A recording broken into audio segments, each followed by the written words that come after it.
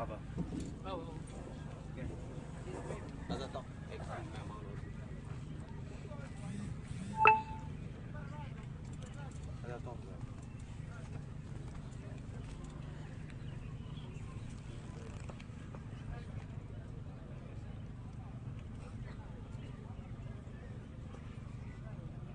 الحمد لله نحمده ونستعينه ونستغفره ونؤمن به ونتوكل عليه ونعوذ بالله من شرور أنفسنا ومن سيئات أعمالنا من يهده الله فلا مضل له ومن يضلله فلا هادي له ونشهد أن لا إله إلا الله وحده لا شريك له ونشهد أن سيدنا ومولانا محمدا عبده ورسوله أما بعد فأعوذ بالله من الشيطان الرجيم بسم الله الرحمن الرحيم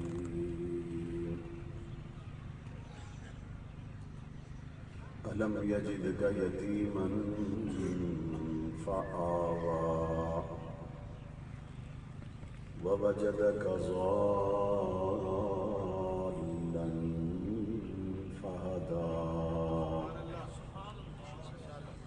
صدق الله العظيم وبلغنا رسوله النبي الكريم ونحن على ذلك لمن الشاهدين والشاكرين والحمد لله رب العالمين.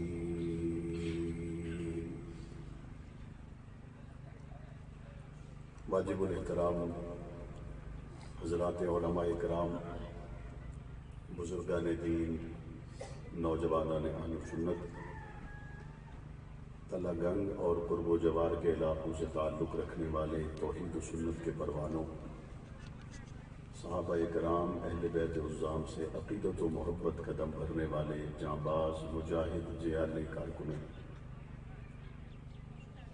آج کا یہ خوبصورت جلسہ تحفظ ناموس رسالت صلی اللہ علیہ وآلہ وسلم و تحفظ ناموس صحابہ رضی اللہ عنہم کے خوبصورت نام سے معنون ہے۔ اس خوبصورت تقریب میں شہید اسلام، شہید ناموس صحابہ، محترم قاری محمد سعید شہید رحمۃ اللہ علیہ کے نہ صرف یہ کہ چاہنے والے موجود ہیں، بلکہ حضرت قاری صاحب رحمۃ اللہ علیہ کے جانے کے بعد چکوار اور تلہ گنگ کی دھرتی اس بات کی گواہی دے گی کہ جہاں بھی حضور کی عظمت کا تذکرہ ہوا وہاں قاری سعید تیری بہت یاد آئی۔ جہاں بھی دفاع صحابہ، دفاع اہل بیت کے عنوان پر صدا لگائی گئی وہاں آپ کی کمی بہت محسوس ہوئی، اور حضرت قاری سعید شہید رحمۃ اللہ علیہ آپ کے جانے کے بعد بھی آپ کے دوستوں نے، آپ کے چاہنے والوں نے ناموس صحابہ، ناموس رسالت کے مقدس ترین عنوان پر اپنی صلاحیتوں کو نہ صرف یہ کہ خرچ کیا، بلکہ جب بھی ان مقدس عنوانات کے تحت آپ کے دروازوں پہ دستک دی گئی، آپ لوگوں نے کبھی بھی سستی اور غفلت کا مظاہرہ نہیں کیا۔ اللہ کے رسول کے صحابی کے کان میں آواز پہنچی حی علی الجہاد، اور یہ ایک رات کا بیاہ ہوا حضرت حنظلہ تھا، اور ابھی غسل جنابت نہ کیا تھا کہ اپنے گھر سے نکل کھڑے ہوئے۔ پوچھنے والے نے پوچھا، کس وقت؟ پوچھا جب شہید ہو چکے اور زخمی اپنے زخموں پہ مرہم پٹیاں کروا رہے تھے کہ حنظلہ شہیدوں میں نہیں ہے، حنظلہ زخمیوں میں نہیں ہے۔ حضور علیہ السلام نے نگاہ آسمان کی جانب اٹھائی اور حضور نبی کریم صلی اللہ علیہ وسلم نے فرمایا، میں تو یہ دیکھ رہا ہوں کہ حنظلہ کو آسمان کے فرشتے غسل دے رہے ہیں۔ جب حضرت حنظلہ کے بالوں کو صحابہ نے دیکھا تو ان سے پانی ٹپک رہا تھا، چہرے پہ پانی کے آثار نمایاں تھے۔ غسیل الملائکہ کا لقب انہیں شہید ہونے کے بعد ملا، تحقیق کرنے پر پتہ چلا کہ یہ ایک رات کا یہ بیایا ہوا جس نے غسل جنابت تک نہ کیا۔ اے حضرت حنظلہ، آپ کو ایسی بھی کیا جلدی تھی؟ آپ تھوڑی دیر ٹھہر جاتے۔ آپ کو ایسی بھی کیا جلدی تھی؟ آپ اچھے طریقے سے غسل کرتے، آپ خوشبو لگاتے، آپ کپڑے پہنتے، آپ اس کے بعد حضور کے دربار میں چلے آتے۔ اے حضرت حنظلہ، ایسی بھی کیا جلدی تھی؟ تھوڑا ہی قافلہ بالکل تیار تھا، تھوڑا ہی آخری سواری تھی کہ اگر آپ اسی لمحے نہ نکلتے تو سواری نہ ملتی، اگر آپ اسی لمحے نہ نکلتے تو قافلے سے بچھڑ جاتے، اگر آپ اسی لمحے نہ نکلتے تو حضور کے ساتھ شامل ہونے سے رہ جاتے۔ ایسا کچھ بھی نہیں تھا، لیکن حضرت حنظلہ کا جواب صرف اتنا تھا کہ جب میرے محمد کی طرف سے آواز آ جائے میں حنظلہ تاخیر نہیں کر سکتا۔ جب میرے نبی کی طرف سے آواز آ جائے اس وقت پھر غسل، اس وقت پھر کپڑے، اس وقت پھر خوشبو، اس وقت پھر اہتمام، ان چیزوں کی گنجائش باقی نہیں رہتی۔ آج صدیاں گزرنے کے بعد جب بھی نبی کریم صلی اللہ علیہ وسلم کی حرمت کے لیے آواز کانوں میں پڑی کہ حضور کی شان میں گستاخی ہو رہی ہے فرانس میں، حضور کی شان میں گستاخی ہو رہی ہے فلاں فلاں ممالک میں، حضور کے صحابہ کرام پر زبان درازی کی جا رہی ہے دیگر ممالک میں یا پاکستان کے طول و عرض میں، پھر اس وقت حضرت حنظلہ کی اس محبت کی نسبت نے جوش مارا۔ پھر کسی نے یہ نہیں دیکھا کہ میرے کپڑے نئے ہیں یا پرانے ہیں، پھر کسی نے یہ نہیں دیکھا وقت صبح کا ہے یا شام کا ہے، پھر کسی نے یہ نہیں دیکھا حالات کیسے ہیں، پھر کسی نے یہ نہیں دیکھا موسم سردی کا ہے یا گرمی کا ہے۔ پھر ہر کسی نے فیصلہ کیا کہ بھئی بلایا جا رہا ہے جاگیر اور سیاست کے لیے نہیں، فاطمہ کے بابا کے لیے پکارا جا رہا ہے۔ پھر لوگوں نے یہ طے کیا بلانے والا بلدیاتی انتخابات کے لیے، روٹی کپڑا مکان کے لیے نہیں، بلکہ نبی کے سسر ابو بکر عمر اور نبی کے داماد عثمان کے لیے بلا رہا ہے۔ جب ان مقدس عنوانات کے تحت آواز دی گئی، حضرت حنظلہ رضی اللہ تعالیٰ عنہ کے جذبات سے لبریز مسلمانوں نے علاقے کی پرواہ کیے بغیر بے خوف و خطر قوموں قبیلوں سے نکل کر حضور کے اصحاب و اہل بیت پر پہرا دینے کے لیے سروں پہ کفن باندھ لیے۔ اے قاری سعید شہید، صرف آپ اکیلے نہیں ہیں، آپ کے جانے کے بعد بڑی تعداد میں جنازے ملک کے طول و عرض سے اٹھے۔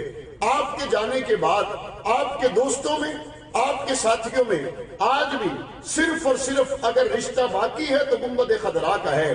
آپ کے جانے کے بعد آج بھی اہل سنت والجماعت کے مجاہد، چکوال کے اہل سنت والجماعت کے قائد قاری اسد عرفان ہو یا ان کے دیگر ساتھی ہوں یا ان کے دوست احباب ہوں، حضور کی ناموس کے لیے، صحابہ اور اہل بیت کی حرمت کے لیے یہ فیصلہ کر چکے ہیں ہم سب کچھ گوارا کر سکتے ہیں لیکن حضور کی جماعت کی گستاخی کو گوارا نہیں کر سکتے، حضور کے اہل بیت کی گستاخی کو گوارا نہیں کر سکتے۔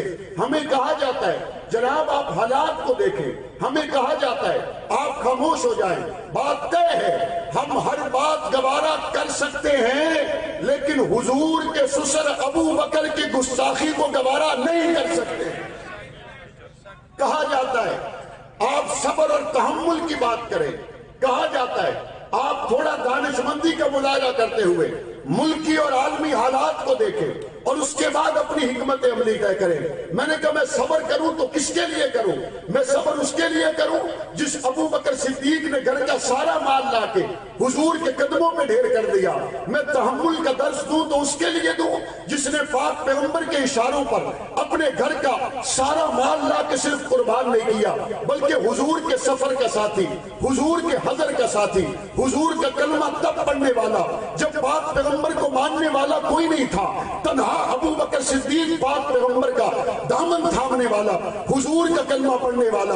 ہمیں تحمل کا درس دیا جاتا ہے اس شخص کی گستاخی کے خلاف جب پاک پیغمبر صلی اللہ علیہ وآلہ وسلم پر ظلم اور تشدد کے ارادے کفار مکہ بناتے ہیں۔ اپنے جسم کو حضور پر پیش کرنے والا ابو بکر صدیق ہے، پاک پیغمبر پر آنے والے زخم اپنے بدن میں لینے والا ابو بکر صدیق ہے، کفار کی مار کو کھاتے کھاتے بے ہوش ہو جانے والا ابو بکر صدیق ہے۔ شام کو گھر میں پہنچا، قبیلہ سارا ابو بکر کا اکٹھا ہوا، کافی دیر بے ہوش رہنے والا ابو بکر صدیق ہے۔ ہوش میں آنے پر کچھ نہ کھانے والا ابو بکر صدیق ہے۔ پاک پیغمبر کی محبت میں اپنوں کو بیگانہ کر دینے والا ابو بکر صدیق ہے۔ پاک پیغمبر کی خیریت پوچھنے کے لیے جب ابو بکر صدیق نے کسی کو بھیجا، آگے بتانے والے نے بتایا حضور خیریت سے، اب تو کچھ کھا لیجئے، اب تو کچھ پی لیجئے، اب تو دوا کا انتظام کر لیجئے۔ فرمایا نہیں، جب تک میں پیغمبر کا دیدار آنکھوں سے نہ کر لوں اس وقت تک کھا نہیں سکتا، پی نہیں سکتا۔ پاک پیغمبر کے دربار میں زخمی حالت میں جانے والا ابو بکر صدیق ہے۔ پاک پیغمبر نے جس کے چہرے پہ بوسے دیے وہ ابو بکر صدیق ہے۔ ننگی تلواروں میں پاک پیغمبر کے ساتھ تن تنہا غار سور پہ چڑھ جانے والا ابو بکر صدیق ہے۔ کندھوں پہ اٹھانے والا ابو بکر صدیق ہے۔ غار میں پہلے جانے والا ابو بکر صدیق ہے۔ کالے قدم برداشت کرنے والا ابو بکر صدیق ہے۔ تنہا نبوت کا دیدار کرنے والا ابو بکر صدیق ہے۔ تنہا نبوت میں پہرا دینے والا ابو بکر صدیق ہے۔ غار سے نکل کر ساتھ جانے والا ابو بکر صدیق ہے۔ قبا کے مقام پر پاک نبی کے ساتھ ٹہلنے والا ابو بکر صدیق ہے۔ 10 سالہ نبی کی رفاقت کا پہلا ساتھی ابو بکر صدیق ہے۔ بدر کا ساتھی ابو بکر، احد کا ساتھی ابو بکر، حنین کا ساتھی ابو بکر، حدیبیہ کا ساتھی ابو بکر، نبی کے مصلح کا وارث ابو بکر، منبر پہ آنے والا ابو بکر، نبی کو صبح پوچھو ابو بکر، شام پوچھو ابو بکر، ساری کائنات ابو بکر، ابو بکر، ابو بکر پکارتی ہے تم میری کائنات کو لٹا دو، پرواہ کوئی نہیں، جب تک جان میں جان ہے ابو بکر، ابو بکر، ابو بکر، ابو بکر کہتے رہیں گے انشاءاللہ۔ نبی کا ہم سفر، نبی کا ہم سفر، نبی کا ہم سفر۔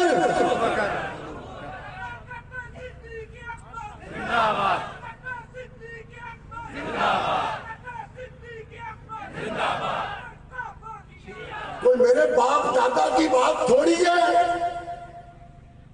ابو بکر، کہاں پر ابو بکر؟ سدرۃ المنتہا پر رک گئے جبرائیل، ٹھہر گئے، اس سے آگے نہیں جا سکتے۔ سیڑھی لگائی گئی، حضور نے قدم رکھا تو دل گھبرایا۔ اللہ نے فوراً ایک فرشتہ پیدا کیا اور اس فرشتے کو ابو بکر کی آواز دی، اور اس نے ابو بکر کی آواز میں پکار کر کہا یا رسول اللہ، اللہ آپ پر سلام بھیجتے ہیں۔ حضور کے دل کو قرار آیا، فاصلہ طے کیا، ثم دنا فتدلى فكان قاب قوسين او ادنى فاوحى الى عبده ما اوحى۔ جب یہ راز و ریاض اور ملاقات کی باتیں شروع ہوئیں، رحمت للعالمین نبی نے پوچھا رب کریم میں تو اب پہنچا، ابو بکر کب پہنچا؟ میں تو اب پہنچا، ابو بکر کب پہنچا؟ جواب دیا ہے محمد ابو بکر یہاں نہیں ہے، لیکن میں عرشوں والے رب کو پتا ہے تیرا دل جب بھی گھبرائے سکون صرف ابو بکر کی آواز سے آتا۔ امام الصحابہ ابو بکر صدیق ہیں۔ میرے نبی صلی اللہ علیہ وسلم نے حضرت عائشہ صدیقہ رضی اللہ تعالیٰ عنہا سے فرمایا کہ ابو بکر سے کہو لوگوں کو میرے مصلی پہ آ کے نماز پڑھائے۔ عائشہ صدیقہ نے جو جواب دیا ہر عام و خاص اس سے آگاہ ہے۔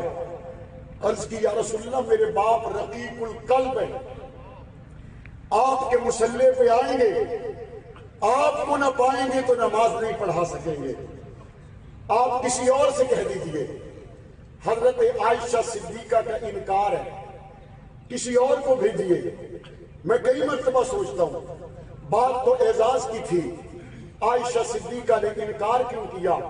اور آج تک وہ انکار 1400 سال بعد بھی دنیا پڑھتی اور بتاتی ہے علماء سے آپ سنتے اور سناتے ہیں، اللہ تعالیٰ نے اس وقت ماحول ایسا پیدا کیا، بعد میں آنے والا کو یہ نہ کہے بیٹی نے باپ کے لیے ماحول بنایا تھا، بیٹی نے باپ کے لیے ماحول بنایا اور حضور علیہ السلام سے کہلوا دیا کہ مصلی پہ ابو بکر آ جائے۔ نہ بیٹی نے کہا نہیں، میرے ابا کمزور ہیں۔ اور پاک پیغمبر کا جواب کیا آیا؟ فرمایا کہ دیکھو بات اتنی ہے، اللہ ابو بکر کے علاوہ میرے مصلی کے معاملے میں اور کسی کے لیے مانتا ہی نہیں ہے۔ ایک صبح فجر کی نماز کے لیے صحابہ نے دیکھا ابو بکر موجود نہیں، صحابہ کرام نے حضرت عمر کو مصلی پہ کھڑا کیا، مصلی پہ جناب عمر آ گئے، تکبیر کہہ دی، تلاوت شروع ہو گئی، حضور علیہ السلام کے کانوں تک آواز پہنچی، نماز شروع ہو چکی ہے، صحابہ کی صفیں بن چکی ہے، حضور حجرہ مبارک سے نکلے، پردہ ہٹایا، دیکھا کہ مصلی پر ابو بکر نہیں عمر ہے۔ پاک نبی نے فرمایا لا لا لا، نہیں، نماز توڑ دو، میرے مصلی پہ اگر کوئی نماز پڑھا سکتا ہے تو ابو بکر پڑھا سکتا ہے۔ صداقت صدیق اکبر، صداقت مصطفیٰ کا ہم سفر، مصطفیٰ کا ہم سفر۔ مصلی کس نے دیا؟ اہل حدیثو، تمہاری مسجد کمیٹی کسی کو مصلی دے دے تو دیوبندی چھین نہ سکے۔ دیوبندیوں، تمہاری مسجد کمیٹی کسی کو مصلی دے دے تو کوئی بریلوی دعویٰ نہ کر سکے۔ بریلویوں، تم مصلی کسی رضوی، قادری، چشتی، سہروردی کو دے دو، اس کو کوئی مصلی سے نہ ہٹا سکے۔ ابو بکر صدیق کو مصلی مسجد کمیٹی نے نہیں، محمد مصطفیٰ نے دیا۔ اور ابو بکر صدیق کے پیچھے کھڑے ہوئے کون ہیں؟ عمر، لو کان بعدی نبیا لکان عمر۔ کیا فرمایا میرے نبی نے؟ جی میرے بعد کوئی نبی ہوندا تے کون ہوندا؟ کون ہوندا؟ بولنے کون ہوتا؟ اور بلند آواز سے، گلی گلی، نگر نگر، اور بلند آواز سے، بھئی جنہوں نے ماسک نہیں پہنا ہوا وہ تو کھل کے بتائیں نا کون ہے؟ بلند آواز سے۔ حلالی کی نشانی یہ ہے دنیا میں، عمر کا نام مسکرا کے لیتا ہے۔ کون پیچھے کھڑا ہوا ہے؟ کون کھڑا ہوا پیچھے؟ کون کھڑا ہوا پیچھے؟ کسی نے مجھے کہا مولانا جہاں سیکیورٹی کے سخت پہرے ہوں وہاں پتہ چلتا ہے کہ کوئی خاص شخصیت ہے۔ میں نے کہا کیسے؟ کہتے پہرا فوج کا ہو تو محسوس کرنے والا محسوس کرتا ہے کوئی برگیڈیئر ہوگا، پہرا جناب ایس ایس جی کمانڈوز کا ہو اور فوج ساتھ ہو، محسوس کرنے والا محسوس کرتا ہے وزیر اعظم ہوگا۔ کہتے ہیں مجھے یہ تو بتائیں کل کائنات میں سب سے عظیم ہستی تو میرے نبی کی ہے، وہاں پہ پہرا کس کا ہے؟ میں نے کہا پہرا وہاں ابو بکر کا ہے، پہرا وہاں پہ عمر کا ہے۔ کہتا ہے جب دنیا میں کوئی بندہ ناکہ کراس کرتا ہے تو تلاشی ہوتی ہے، مشکوک ہو تو بندہ آگے نہیں جا سکتا، چیف آرمی سے نہیں مل سکتا، بندہ مشکوک ہو تو سکیننگ گیٹ پہ پکڑا جاتا ہے، بندہ مشکوک ہو وزیر اعظم تک نہیں جاتا۔ میں نے کہا بندہ مشکوک ہو ابو بکر پہ ٹھہر جاتا ہے، بندہ مشکوک ہو عمر پہ ٹھہر جاتا ہے۔ دنیا کے سکیننگ گیٹ اسلحے کا پتہ دیتے ہیں، ابو بکر اور عمر حلالی کا پتہ دیتے ہیں۔ کس کا پتہ دیتے ہیں؟ تو ابو بکر کے پیچھے جو کھڑا ہے وہ کون ہے؟ بلند آواز سے، پیار سے، ذوق سے، جوش سے، ہاتھ اٹھا کے بلند آواز سے، کون ہے؟ کون ہے؟ یہ عمر ابو بکر کے پیچھے اور دوہرا داماد عثمان ابو بکر کے پیچھے اور علی ابو بکر کے پیچھے، یہاں ٹھہر کے ذرا درمیان میں آ جانا۔ یہ منظر ہے، کسی نے لکھا 17 نمازیں اور بعض روایات میں ہیں 21 نمازیں ابو بکر نے پڑھائیں، اور پیچھے کھڑے ہونے والوں میں حضور کے چچا عباس بھی ہیں، حضور کے داماد علی بھی ہیں، حضور کے دوہرے داماد جناب عثمان بھی ہیں، حضور کے بعد اگر کوئی نبی ہوتا تو عمر ہوتا، وہ عمر بھی ہیں۔ कायनात के सबसे बड़े मुसलमानों ने अबू बकर को इमाम माना, कोई पौडरी ना माने अबू बकर को फर्क पड़ता, फर्क पड़ता। जात दी किरली ते जब्बे छतीरा नू क्या पिद्दी और क्या पिद्दी का शोरबा। मुसल्ले पे अबू बकर। एक सहाबी ने हुजूर से पूछा, या रसूल अल्लाह आप जो फरमाते हैं मैं लिखता हूं। तो मुझे किसी ने कहा हर बात ना लिखो, कभी हुजूर गुस्से में होते हैं, हर बात ना लिखो, कभी हुजूर परेशान होते हैं, तो कुछ लिखा करो कुछ छोड़ दिया करो। ये सहाबी कहते मैंने पाक पैगंबर से पूछा, या रसूल अल्लाह मैं आपके फरमाइन लिखता हूं। मुझे किसी ने कहा कभी आप गुस्से में होते हैं, कभी आप नाराज होते हैं, कभी मिजाज कैसा कभी कैसा, सब कुछ लिखूं या कुछ कुछ लिखूं। पाक पैगंबर ने अपनी ज़बान अक़दस को पकड़ के फरमाया सब कुछ लिखो, क्योंकि इस ज़बान से सिवाय हक के और कुछ निकल सकता ही नहीं।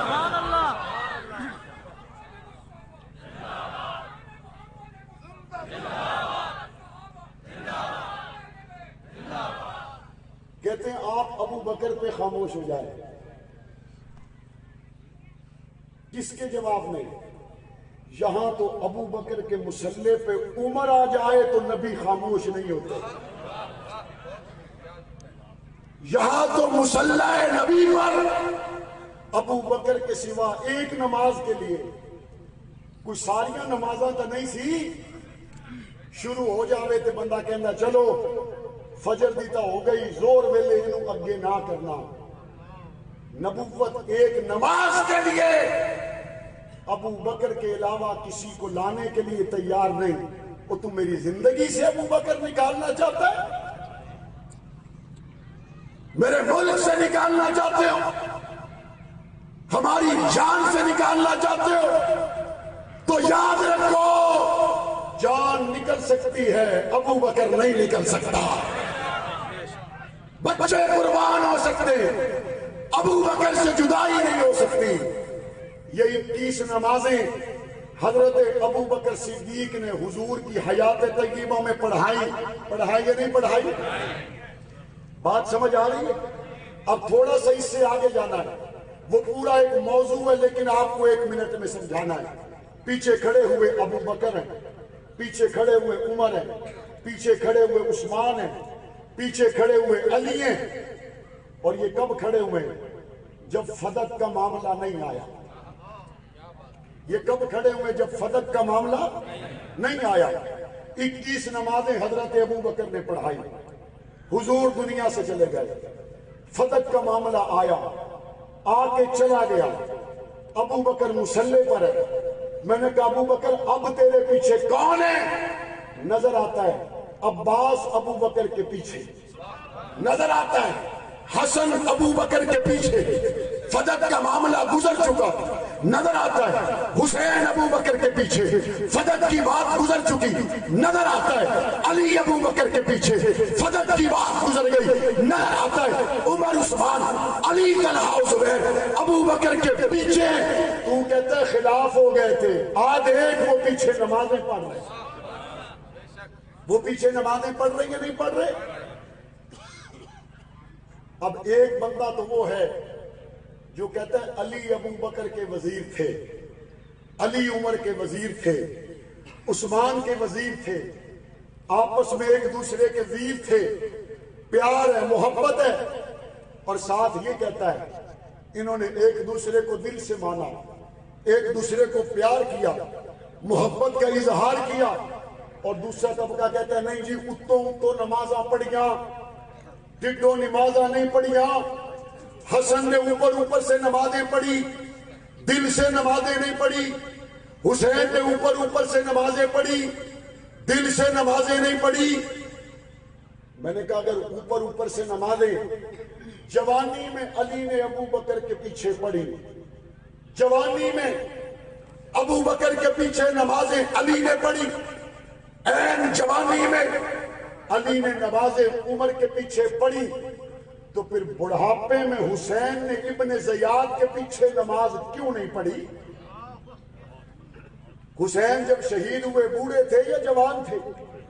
बोलो 50 साल तो उत्ते बंदा जवान होगा, بولو بوڑھا. اور جب ابو بکر مسلح پہ آئے علی جوان تھے. جوان تھے یا نہیں؟ عمر مسلح پہ آئے علی جوان تھے یا نہیں؟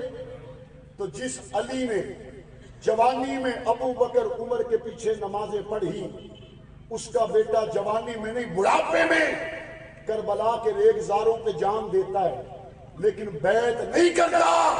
یہ بین دلیل ہے. ابو بکر کو اوپر اوپر سے مانا ہوتا تو کربلا حسین کے دور میں نہیں ابو بکر کے دور میں پیش آ جاتا. جب مانا تو دل سے مانا، جب نہیں مانا تو پھر پردیس میں نہیں مانا، مانا تو اپنے وطن میں مانا، نہیں مانا تو دور دراز علاقوں میں نہیں مانا. کہتا نہیں جی حضرت فاطمہ ناراض تھی. میں نے کہا بتاؤ ان کی تیمارداری کرنے والی کون تھی؟ اپنی کتابوں سے بتاؤ، نہج البلاغہ سے بتاؤ، اپنی کتابوں سے پڑھ کے بتاؤ. تو کہتے ہیں جی ان کی تیمارداری کرنے والی تو ابو بکر صدیق کی بیوی تھی جس کا نام اسما بنت امیس تھا. میں نے کہا اپنی کتابوں سے بتاؤ ابو بکر صدیق حضرت فاطمہ کی تیمارداری کے لیے آئے یا نہیں آئے؟ کہتے ہیں ہاں جی تیمارداری کے لیے بھی آئے. میں نے کہا حضرت علی سے اجازت طلب کر کے جب اندر پہنچے حضرت فاطمہ الزہرا رضی اللہ تعالیٰ عنہا کی خیریت دریافت کی یا نہیں کی؟ کہتا جی بالکل خیریت دریافت کی. میں نے کہا جب حضرت فاطمہ کا انتقال ہوا ان کے غسل کو حضرت ابو بکر صدیق کی بیوی نے انجام دیا، ان کو کفن پہنانے کا مرحلہ ابو بکر صدیق کی بیوی نے انجام دیا. اور حضرت فاطمہ حضور کے بعد صرف ایک دن خوش ہوئی. اور یہ خوش ہونے والا دن کون سا تھا؟ جب حضرت فاطمہ نے حضرت اسما بنت امیس جو ابو بکر کی بیوی ہیں ان سے کہا مجھے بتاؤ میرا جنازہ اسی طرح اٹھاؤ گے جس طرح عام عورتوں کا جنازہ اٹھایا جاتا ہے؟ حضرت اسما نے کہا نہیں، جس طرح حبشہ کے علاقے میں عورتوں کا جنازہ اٹھانے کے لیے انتظام کیا جاتا ہے میں آپ کا انتظام اسی طور پر کروں گی. حضرت فاطمہ نے کہا بتاؤ وہ کیا طریقہ ہوگا؟ حضرت اسما نے کھجوروں کی کمان نما چھڑیاں منگوائی اور ان کو چارپائی پہ رکھا، اس کے اوپر کپڑا ڈالا جس سے حضرت فاطمہ کو یقین ہوا کہ جب میرا جنازہ اٹھے گا میرا بدن کسی پہ ظاہر نہیں ہوگا. اس منظر کو دیکھ کر جو ابو بکر کی بیوی نے بنایا، حضور کے جانے کے بعد حضرت فاطمہ صرف ایک مرتبہ مسکرائی اور اس مسکرانے کا سبب بھی ابو بکر صدیق کی اہلیہ ہے. اور یہی اسما بنت امیس جب حضرت ابو بکر فوت ہو گئے تو ان کا نکاح حضرت علی کے ساتھ ہوا. کس کے ساتھ ہوا؟ بلند آواز سے. کس کے ساتھ ہوا؟ اور حضرت علی کے اسی اسما کے پیٹ سے بچے بھی پیدا ہوئے. ایک کا نام تھا اون بن علی اور ایک کا نام تھا یحییٰ بن علی. اور اون بن علی اور یحییٰ بن علی کی ماں کون ہے؟ جو ابو بکر صدیق کی بیوہ.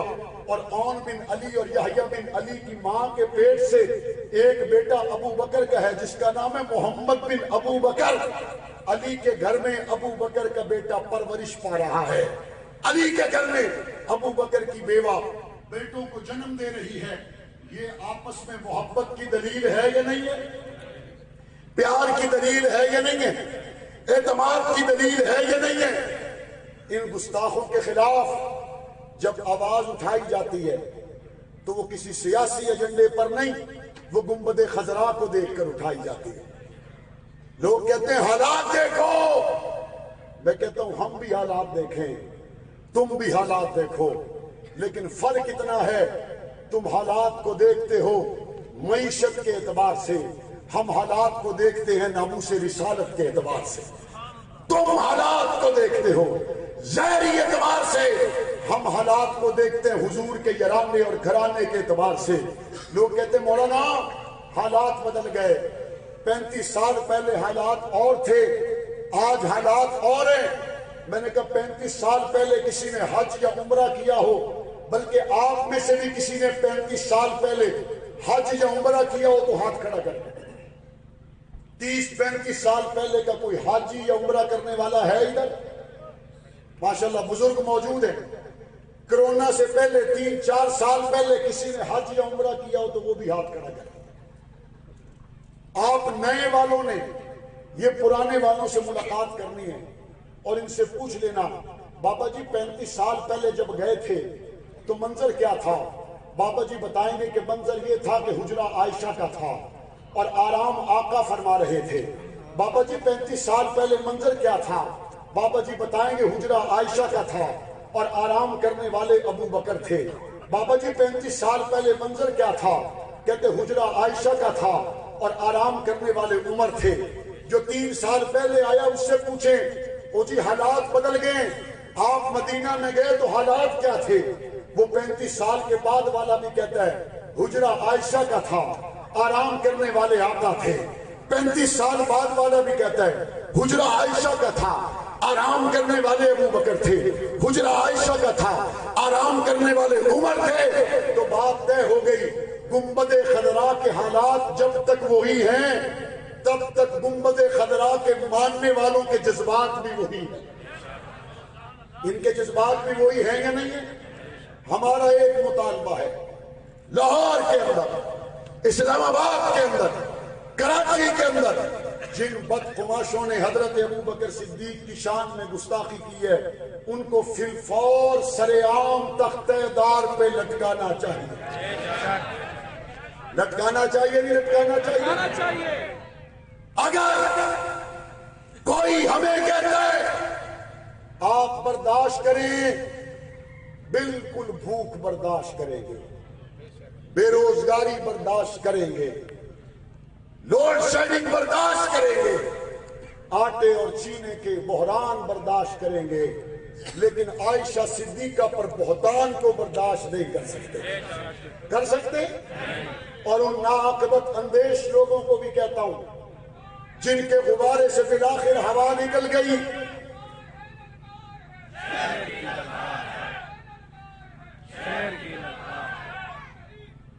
ہمیں کہتے ہیں جناب تمہاری رفتار رکنے کا نام نہیں لے رہی اور ہماری رفتار ہفتہ ہفتہ 8 دن میں بیٹھ جاتی ہے۔ میں نے کہا فرق اتنا ہے، نواز شریف کی بیٹی کو پتھر لگے تم باہر آتے ہو، ابو بکر صدیق کی بیٹی پہ کوئی پتھر بولے تو تمہاری آواز نہیں نکلتی۔ اگر فریاد تالپور پہ مقدمہ ہو جائے تو تم گھر میں چین سے نہیں بیٹھتے، اگر ابو بکر صدیق پر کوئی زبان درازی کرے تم اس کے لیے پھولوں کے ہار لے کر کھڑے ہو۔ ایسا کرنے والے کی عمر پھر ہفتہ ہفتہ 8 دن ہی ہوتی ہے، اور جیدیاں یاریاں ابو بکر صدیق دے نال ہون وہاں پہ قربانیوں کی قطاریں لگ سکتی ہیں، لیکن قیامت تک ان کو کوئی دبا نہیں سکتا۔ سوچنا ہوگا، ان لوگوں کو بھی سوچنا ہوگا جنہوں نے اپنے باپ دادا کو تو گالی گوارا نہ کی، لیکن جنہوں نے چند دن پہلے اپنے مراکز میں بیٹھ کر، یا یہ یوں کہوں جنہوں نے چند دن پہلے اپنے زرار مسجد زرار جیسے مراکز میں بیٹھ کر تفریقا بین المومنین وارشادا لمن حارب اللہ ورسولہ کا مصداق بننے والے طبقے نے جب حضور کے صحابہ اور اہل بیت کی شان میں گستاخی کی، آپ کے باپ دادا کو تو گالی نکالے، آپ اس کے لیے ایک لمحہ نرم سوچنے کے لیے تیار نہیں۔ وہ میرے نبی کو پوچھا سب سے پیارا کون ہے تو فرمایا عائشہ۔ پوچھا سب سے زیادہ مردوں میں کون پیارا ہے تو فرمایا ابو بکر۔ آج ابو بکر کو بکواس کرنے والا آپ کے مہمان خانے میں آپ کے دسترخوان پر اگر بیٹھا ہوا ہے تو پھر ہم بھی ایک دعا کرتے ہیں، آپ بھی آمین کہیے، اللہ قیامت کے دن ہمیں ابو بکر کے ساتھ اٹھائے، اور آپ جن کے لیے ہار لے کے کھڑے اللہ آپ کو ان کے ساتھ اٹھائے۔ اگر ہمت ہے تو پھر ان کو بھی آمین کہنی چاہیے، اور اگر آمین نہیں کہتے نہیں جی نہیں، کوثر پہ ابو بکر ساتھ ہے، کہتے محشر میں ابو بکر ساتھ ہے، بغیر حساب و کتاب کے جنت کے 8 دروازے جس کے لیے کھلے تو وہ ابو بکر ہے، جس کو پاک پیغمبر نے فرمایا قیامت کے دن میں بازو سے پکڑ کے کھڑا کروں، اس کا نام ابو بکر ہے، جس کو رب کے دربار میں سب سے پہلے پیش کروں، اس کا نام ابو بکر ہے، جس کو دیکھ کے اللہ کا غصہ محبت میں تبدیل ہو جائے، اس کا نام ابو بکر ہے، جو بغیر حساب و کتاب کے جنت میں جائے، اس کا نام ابو بکر ہے، جس کے لیے جنت کے 8 دروازے کھلے، اس کا نام ابو بکر ہے، جس کے لیے جنت کا ہر در تڑپتا ہوا نظر آئے، اس کا نام ابو بکر ہے۔ اس ابو بکر کے ساتھ وفا کریں گے یا نہیں کریں گے؟ کریں گے یا نہیں کریں گے؟ ہم نے پنجاب اسمبلی میں ایک بل پیش کیا اور اس بل کے اندر کیا تھا؟ کہ جہاں پہ حضور کا نام نامی اس میں گرامی آئے گا تو ساتھ خاتم النبیین ضرور لکھا جائے گا۔ اس بل میں کیا تھا؟ جہاں حضرت ابو بکر صدیق، حضرت عمر فاروق، حضرت عثمان، حضرت علی، ان میں سے کسی کا نام آئے گا تو آخر میں رضی اللہ تعالیٰ عنہ لکھا جائے گا۔ اس بل میں کیا تھا؟ جہاں حضور کی ازواج کا نام آئے گا، حضرت خدیجہ کا نام ہو یا حضرت عائشہ کا نام ہو، حضرت جویریہ یا حضرت میمونہ کا نام ہو، ان کے آخر میں رضی اللہ تعالیٰ عنہ لکھا جائے گا۔ حضور کی چاروں بیٹیوں کا نام آئے آخر میں رضی اللہ تعالیٰ عنہ ضرور لکھا جائے گا۔ حضور کے بیٹوں نواسوں کا نام آئے آخر میں رضی اللہ تعالیٰ عنہ ضرور لکھا جائے گا۔ اس بل سے کوئی مسلمان اختلاف کر سکتا ہے؟ نہیں۔ بولو، کر سکتا ہے؟ اور جو اختلاف کرے وہ مسلمان ہو سکتا ہے؟ نہیں۔ جو اختلاف کرے اس کا اسلام سے کوئی تعلق ہو سکتا ہے؟ ہمارا مطالبہ ہوگا نعرہ تکبیر، شان محمد مصطفیٰ، شان صحابہ، ایک بہادر آدمی، ایک بہادر آدمی، ایک بہادر آدمی، ایک بہادر آدمی، نواب زمانہ سفیر امن حضرت مولانا محمد احمد لدھیانوی صاحب۔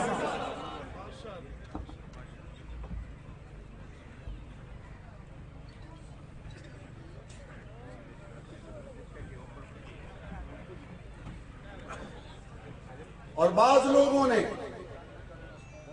کہا کہ یہ اجلت میں پاس کیا گیا ہے، 1.5 سال اس پر ورکنگ ہوتی رہی ہے، 1.5 سال کی محنت کے بعد اسے پنجاب کے وزراء کی مکمل کیبنٹ نے، پنجاب کی کابینہ نے متفقہ طور پر پاس کیا۔ ہاؤس میں تمام اراکین پنجاب اسمبلی نے اس پر متفقہ طور پر فیصلہ دیا کہ حضور کا نام آئے تو آخر میں خاتم النبیین ضرور لکھنا چاہیے۔ یہ پنجاب اسمبلی کے ایوان کا متفقہ طور پر پاس ہونے والا بل ہے، پنجاب کی صوبائی کابینہ کی طرف سے متفقہ طور پر پاس کیے جانے والا بل ہے۔ کہتے جی یہ معاویہ اعظم نے کو گیم چلائی ہے، یہ معاویہ اعظم کی کو کاروائی ہے۔ وہ بھائی میری کاروائی کی کیا اوقات ہے، یہ ابو بکر صدیق کی محبت کی برکت ہے۔ کہتے یہ معاویہ اعظم نے کوئی چال چلی ہے، تمام اراکین پنجاب اسمبلی یہ چاہتے ہیں حضور کا نام آئے تو آخر میں خاتم النبیین لکھا جائے۔ یہ معاویہ اعظم کی بات نہیں، یہ حضور کی ختم نبوت کی برکت ہے، یہ معاویہ اعظم کی بات نہیں۔ یہ ازواج مطہرات پر جن مسلمانوں کا ایمان اور عقیدہ ہے کہ وہ مومنوں کی ماں ہیں، یہ اس عقیدے کا عملی اظہار ہے۔ اور ٹھیک 3 دن کے بعد بعض لوگوں نے اس کو خلط ملط بنا کر پیش کرنے کی کوشش کی۔ وہ جی راتوں رات آیا، پاس ہوا، ہمیں پتہ نہیں چلا، اور وہ ویڈیو بنا کے اپنے حلقے کے چند 100 لوگوں کو مطمئن کرنے کی کوشش کی۔ کوئی بات نہیں، انتخابات پھر بھی آنے ہیں، تم نے ویڈیو کلپ اپنے حلقے میں چلا کر چند 100 لوگوں کو مطمئن کر لیا۔ جب تم اپنے حلقوں میں دوبارہ جاؤ گے، چند 100 نہیں، ہزاروں اہل و سنت تم سے پوچھیں گے خاتم النبیین بل کو تم نے کیوں کر مسترد کیا تھا۔ ہزاروں اہل و سنت آپ سے پوچھیں گے۔ حضرت علی اور حضرت خدیجۃ الکبریٰ، حضرت ابو بکر اور حضرت عائشہ صدیقہ، ان کے ناموں کے ساتھ رضی اللہ تعالی عنہ اور رضی اللہ تعالی عنہ کو لازم قرار دیے جانے کے بل کو آپ نے کس بنیاد پر مسترد کیا تھا؟ اور میرے رب نے چاہا قائد اہل سنت علامہ محمد احمد لدھیانوی کی قیادت میں وقت آئے گا جب پاکستان میں صحابہ کے گستاخ کے خلاف قانون بنے گا انشاءاللہ۔ آپ ساتھ تھے، ساتھ رہیں گے انشاءاللہ۔ اگر آپ کو قائد اہل سنت آواز دیں کہ پنجاب اسمبلی کے باہر آنا ہے، ہمارے لیے نہیں، حضور کی ختم نبوت کے لیے، صحابہ اور اہل بیت کے لیے، قومی اسمبلی کے باہر آنا ہے، صحابہ اور اہل بیت کی حرمت کے لیے، جو آنے کے لیے تیار ہے صرف وہ ہاتھ کھڑا کریں، دوسرے ہاتھ نہ اٹھائیں۔ سارے تیار ہیں؟ سارے تیار ہیں؟